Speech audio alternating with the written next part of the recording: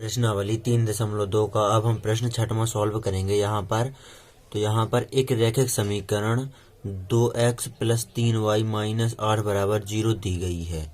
दो चरों में एक ऐसी और रैखिक समीकरण लिखिए ताकि प्राप्त युग्म का ज्यामितीय निरूपण इस प्रकार हो। पहले में प्रतिच्छेद करती रेखाएं हों, दूसरे में समांतर रेखाएं हों और तीसरे में समपाती रेखाएं हों।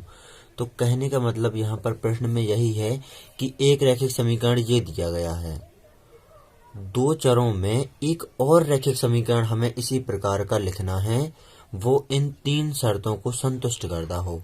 पहला कि प्रतिच्छेद करती रेखाएं हो, तो हमें ये पता होना चाहिए कि रेखाएं प्रतिच्छेद कब करती हैं, किस शर्त पर, और ये हमें पता होना चाहिए कि समांतर रेखाएं कब होती हैं ग्राफ में, किस प्रकार की स्थिति हो कि समांतर रेखाएं हों और समपाती रेखाएं हों। तो यहाँ पर पहला हम ये प्रतिच्छेद करती रेखाएं हों, इसकी शर्त हमें पहले पता होना चाहिए। तो इसकी शर्त होती है a1/a2 बराबर नहीं है b1/b2, इस प्रकार की शर्त होना चाहिए। तो यहाँ पर हम पहला समीकरण तो ये ज्यों का त्यों लिख देते हैं हम, और दूसरा समीकरण बस हमें और लिखना है, कुछ हल करके नहीं बताना है, सिर्फ हमें समीकरण ही लिखना है। तो ये वाला समीकरण तो हमने लिख लिया जो प्रश्न में ऊपर दिया गया था, 2x + 3y - 8 = 0। अब हम दूसरा समीकरण और लिख लेते हैं। तो दूसरा समीकरण हमें इस प्रकार लिखना है, वो इस शर्त को पूर्ण करता हो, a1/a2 बराबर नहीं है b1/b2 के।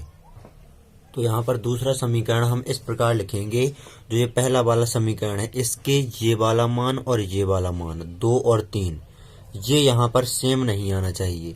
तो हम इस प्रकार लिख देते हैं कुछ कि 3x + 2y - ये मान भी बराबर आ जाए तो फिर कोई मतलब नहीं है, ये दोनों मान यहाँ पर ये बराबर नहीं आना चाहिए, क्योंकि a1/a2 b1/b2 और c1/c2 की तुलना करेंगे हम। तो यहाँ पर तो इस रेखा में प्रतिच्छेदी होने के लिए सिर्फ हमें a1/a2 बराबर नहीं है b1/b2, इतनी शर्त को पूर्ण करता हुआ समीकरण लिखना है। तो यहाँ पर हम -8 लिख भी दें तो कोई फर्क नहीं पड़ेगा। तो ये आ गया हमारा पहले का आंसर, प्रतिच्छेद करती रेखाएं हों, तो ये सिर्फ हमें ये दूसरा समीकरण बस लिखना है। मैं आपको समझा भी देता हूँ किस प्रकार रेखाएं प्रतिच्छेद करेंगी और किस प्रकार इस शर्त को पूर्ण करेगा ये दूसरा समीकरण। यहाँ पर देखेंगे हम a1/a2, इस वाले समीकरण की तुलना करेंगे हम a1x + b1y + c1 = 0 से, तो a1 हो जाएगा 2, और इस वाले समीकरण की तुलना करेंगे हम a2x + b2y + c2 = 0 से, तो a2 हो जाएगा ये 3। तो यहाँ पर 2/3 आ गया है a1/a2 का मान। अब b1/b2 का मान और हम निकालते हैं, तो इस समीकरण में होगा b1 3, b2 होगा ये 2। तो यहाँ पर देखेंगे a1/a2 का मान क्या b1/b2 के मान के बराबर है, यहाँ पर है 2/3, यहाँ पर 3/2। तो यहाँ पर इस शर्त को पूर्ण कर रहा है ये दूसरा समीकरण। तो यहाँ पर इस प्रकार आपको ये पहला है, ये प्रतिच्छेद करती रेखाएं हों, ये आपको हल कर लेना है। अब हम यहाँ पर दूसरा हल करेंगे, समांतर रेखाएं हों। तो यहाँ पर समांतर रेखाएं होने के लिए इस प्रकार की शर्त होगी, a1/a2 बराबर है b1/b2 बराबर नहीं है c1/c2। इस प्रकार की शर्त को पूर्ण करते हुए हमें दूसरा समीकरण लिखना है। तो पहला समीकरण तो हम ये ज्यों का त्यों यहाँ पर नीचे उतार देते हैं, जो 2x + 3y - 8 = 0 है, ये हमने ज्यों का त्यों उतार दिया। अब हम दूसरा समीकरण इस शर्त को पूर्ण करते हुए लिखेंगे यहाँ पर। तो दूसरा समीकरण हम इस प्रकार लिखेंगे, ये दोनों मान उस समीकरण में भी सेम होना चाहिए, लेकिन ये जो ये c1 है यहाँ पर दूसरे समीकरण में c2 मान बराबर नहीं होना चाहिए। तो इस प्रकार होगा समीकरण 2x + 3y - 7 = 0। तो यहाँ पर ये c1 का मान है और यहाँ पर ये c2 का मान है, ये बस बराबर नहीं है और ये मान यहाँ पर सेम ही सेम है। तो इस प्रकार हमें ये दूसरा जो है समांतर रेखाएं हों, इसको इस शर्त को पूर्ण करते हुए ये दूसरा समीकरण लिख देना है। चूंकि यहाँ पर प्रश्न में कहा गया है एक रैखिक समीकरण तो ये है, दूसरा समीकरण लिखिए तो रेखाएं समांतर हों। तो इस समीकरण को और इस समीकरण को अगर हम हल करेंगे तो रेखाएं समांतर आएंगी ग्राफ में। अब हम यहाँ पर ये तीसरा सॉल्व करेंगे, समपाती रेखाएं हों। तो रेखाएं समपाती होने के लिए इस प्रकार की शर्त है, A1/A2 बराबर B1/B2 बराबर C1/C2।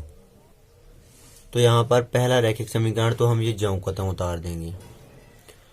अब हम दूसरा रैखिक समीकरण इस शर्त को पूर्ण करते हुए लिखेंगे यहाँ पर। तो यहाँ पर हम सेम ही रैखिक समीकरण नहीं लिख सकते हैं, हमें यहाँ पर कुछ हटके रैखिक समीकरण लिखना होगा। लेकिन जब हम A1/A2, B1/B2 और C1/C2 की तुलना करेंगे तो तीनों के मान आना चाहिए सेम। तो यहाँ पर हम इस प्रकार समीकरण लिख सकते हैं, 4x + 6y - 16 बराबर 0। इस प्रकार का समीकरण हम लिख सकते हैं। अब यहाँ पर तुलना करके भी दिखा देते हैं, A1/A2, B1/B2, C1/C2 की।